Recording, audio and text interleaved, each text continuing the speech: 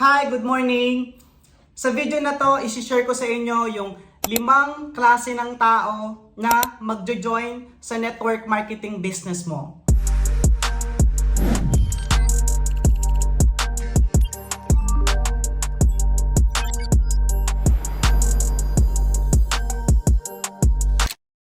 Una, eto yung mga tao na nabigla lang sila. After mo ipakita, i-present yung opportunity na meron ka, on the spot, nag-pay in sila, on the spot, sumali sila. Then, kinabukasan, hindi na sila nagre-reply sa mga message mo. Pag sila tinatawagan mo, hindi mo na sila makontak. And most of them, after nila mag-avail ng products, hindi na nila kinukuha. Di ba? So, kasi nabigla lang sila. Alright? So, ito yung number 1. And number 2, ito yung mga tao na naawa lang sila sa'yo. Okay? Sila yung mga tao na kaya sila nag-join kasi gusto ka nilang tulungan. Kaya sila nag-join kasi gusto ka lang nilang suportahan. Okay? Pero itong mga tao na to, don't expect na magko-commit sila na mag-attend ng mga offline and online na training presentation.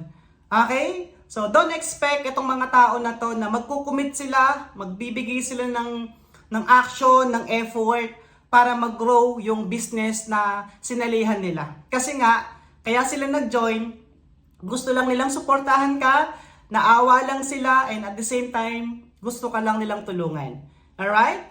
So, yung pangatlo na magjo-join sa network marketing business mo, sila yung mga tao na nag-try lang sila. Okay? Most of them, na-curious lang sila, gusto lang nilang i-try na baka sakali na mag-workout sa kanila yung business.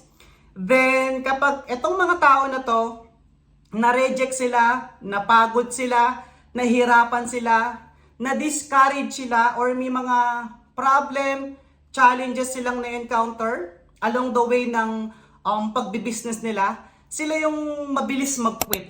Okay? Kasi nga, hindi nila naintindihan yung business, hindi nila inaral, and yun lang, nag-try lang sila. Okay? So, yung pang-apat, nasasali sa network marketing business mo, eto yung mga tao na nagsipag sa umpisa, ginawa nila lahat sa umpisa, nakapag-build ng team, kumita sila, nagkaroon sila ng resulta, then, after nilang magkaroon ng resulta, guys, dumating sa point na nagkaroon sila ng attrition. Nung nagkaroon sila ng attrition, eto yung nag-quit na sila. Okay? Nung nagkaroon sila ng attrition, nagkaroon sila ng mga challenges, ng mga problems sa business na ginagawa nila. Then, nag-quit sila, lumipat ng ibang company, naghanap ng ibang opportunity, at sila yung nawala na. Okay? So, yun yung pang-apat na klase ng tao na magjo-join sa network marketing business mo. And lastly, yung pang-5, eto yung tao na tinatawag natin na right people, right leader, and the chosen one. Okay? Ito yung mga tao na nag-try sila, sumubok sila, nagsipag, nagtiyaga, ginawa nila lahat, yung effort, nagbigay sila ng time. Sila yung mga nakapag-build ng team, kumita sila, at nagkaroon ng resulta.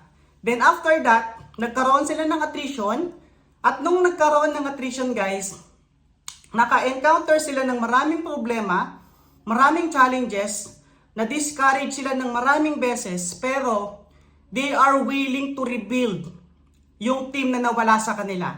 Nung nakapag-rebuild sila, okay, kumita ulit sila, nagkaroon sila ng malaking resulta, then dumating sa point na nagkaroon ulit sila ng attrition. Then ang ginawa nila, nag-rebuild sila ulit, nagsipag, at ginawa nila yung pinaka-the best nila. At nung dumating na yung momentum nila, yung peak nila, dito na po nila nakuha yung pinaka-inaasam nilang tagumpay. So itong pang-5 tao na to, ito yung hinahanap natin na chosen one. Okay? Pero, guys, hindi basta-basta makikita itong pang-5 tao na to. Para makita mo to, kailangan tuloy-tuloy yung process, kailangan tuloy-tuloy yung pakikipag-usap mo sa mga kakilala at hindi mo kakilala. And sometimes it takes months and years bago mo makita tong pang 5 tao na to. At itong 5 tao na to guys, okay, dapat alam mo kung sino dito yung pinakabibigyan mo ng time, bibigyan mo ng effort.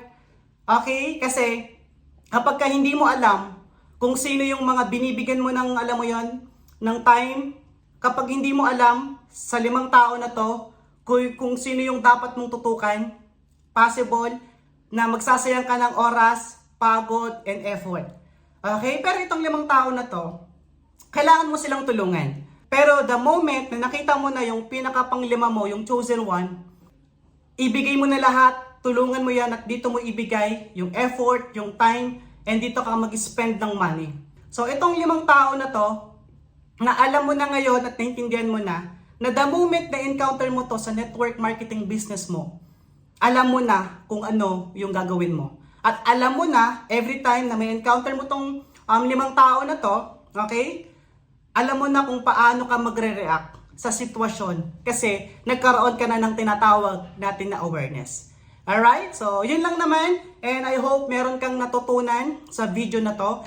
Okay lang ba i-share mo dito sa video na to kung ano yung natutunan mo at personal na na-experience mo. Alright? So, yun lang naman and thank you sa panonood. See you again sa next video. Bye-bye!